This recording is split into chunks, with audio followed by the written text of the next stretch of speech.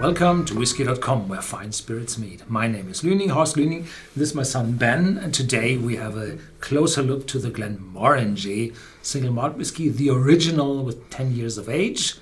And well, this is one of the very, very famous single malt whiskies from Scotland, and I think it's one of the most often consumed single malt whiskies in Scotland, if not the best-selling one in Scotland. Yeah, it's a very nice shape of a bottle. The company got bought by Louis Vuitton Moët Hennessy, and I think they had a bit of an influence with all the designers, and they wanted a bit more perfume style, and they always have this nice emblem at the front. It's called a signet, and yeah, it's the Glenmorangie. What I found very interesting about Glenmorangie is the pot stills. The pot stills are really famous because they are so very, very tall. Yeah. And for me, what always sticks out is the tubular shape. Every pot still is kind of conical, but it looks like there's just a cone sticking out and going 10 meters high. Yeah, I know, it's just 6 meters. Just 6 meters, okay. 18 feet, and they have a reflux bowl at the bottom as well. And it's looking like a cathedral with all those columns. Wonderful looking. And this one is the entry bottle from Glenmorangie, and from this there are several finished or extra mature, they call it, whiskies going out from this. They are 12 years old and they are matured in ex-Sauternes cask, the Nectar d'Or, the Nectar of the Gold, and the Quinta Ruban, a port wood finish, and a La Santa, a sherry wood finish, of course. Yeah. What's special? Well, this one is just matured in bourbon cask, first fill and refill.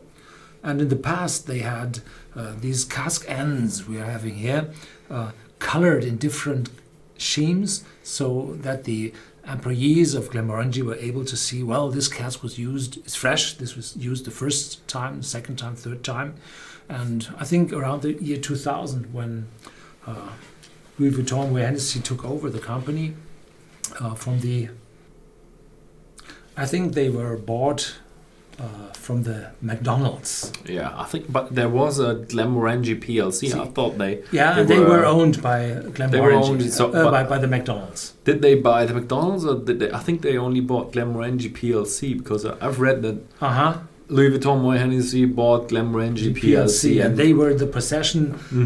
They were not really publicly owned, but just the family. But I think the Glenmorangie PLC before bought, didn't they buy Ardbeg or something like that? Yes. And so that was a carry-on for Louis Vuitton Moët Hennessy when they bought Glenmorangie PLC. Yes. So, the whiskey hasn't changed a lot because the pot stills stayed the same. They increased the quality of cask from my point of view. And we can expect a bit of more intense, more bourbon-like flavor, but they say it's incredibly smooth and fruity, and the bottle itself, it's 10 years old. It has an age statement. It's 40% ABV, first fill and refill bourbon casks, as said, and I think it's kind of a beginner style. And we have the 07 bottle, the normal one, and then there is a miniature version as well, if you just want to try it.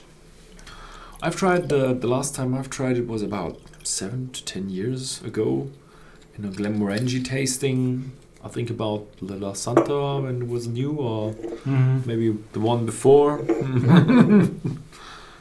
So I remember the times when Glenmorangie still had the standard liquor bottle, and there was a portwood finish, which now is extremely expensive. They were one of the very first whiskies with 46% ABV. I think they had 46.5, and then it was called the 10-year-old, and today it's still 10 years old. It's written on the label, but it says the original. The original. Yeah. Fruity, really. Definitely fruity. Definitely fruity. I get a lot of pears, apples, but they're all very fresh and maybe a bit unripe too. Or it's a citrus note. It's a citrus note, yeah. I would just want to say it's a little bit of a... Yeah, it's always said that the distilleries from the Northern Highlands, they have this citrus note style, because in former times, the people from one distillery moved to the other, and they took their knowledge about the procedures with them, and so the style of the whiskies,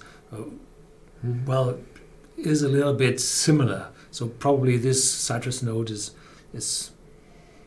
smellable here. Mm-hmm. What I also do get is a bit of a hint of a mint, even maybe a bit of a peppermint. It's a little bit fresh, very, very slightly spicy.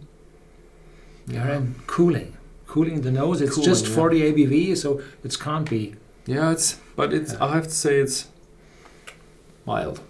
Yeah. It's pleasant on the nose, not very strong. So, for a sip.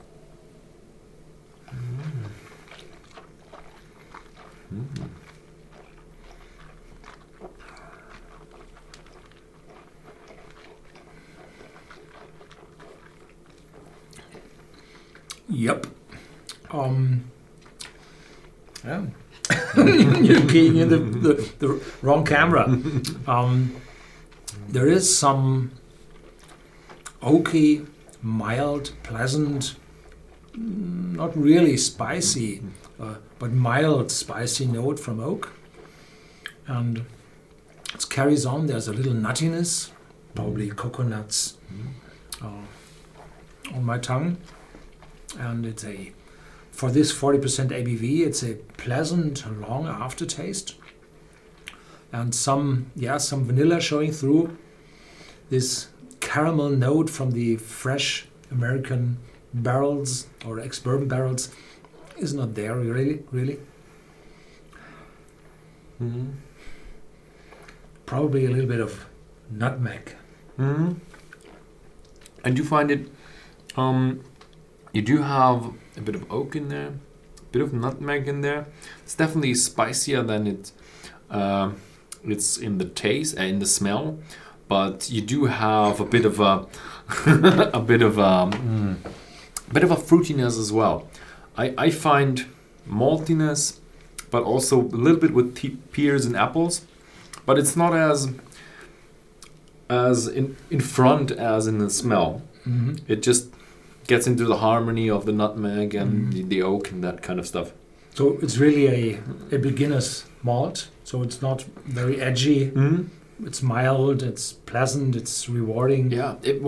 I always keep it a bit longer in your mouth until you finish your whole assessment of the taste, and it's pleasantly mild in the taste, but it's not like a very round mildness. It's just not very demanding on the spiciness or anything, or alcoholic, or you can say in a negative way, the cutting edge. Yeah, and it's not as strong as like it's trying to dissolve your mouth or anything like that. No, it's just pleasant. It's just pleasant. So it's good for a beginner. Yeah. So always have a bottle in your bar. If somebody would like to have a whiskey, don't give them the $500 bottle. Yeah. So it's reasonably priced. It's affordable. Yeah. If you have this bottle, or if you buy this bottle and some friends come over, do share it with them, because it's, from our point of view, it's the perfect beginner's whiskey. If you find this video interesting and you are a beginner, then please feel free to get this bottle yourself, because I can tell you it's a good whiskey. Yeah, thanks for watching and see you next time.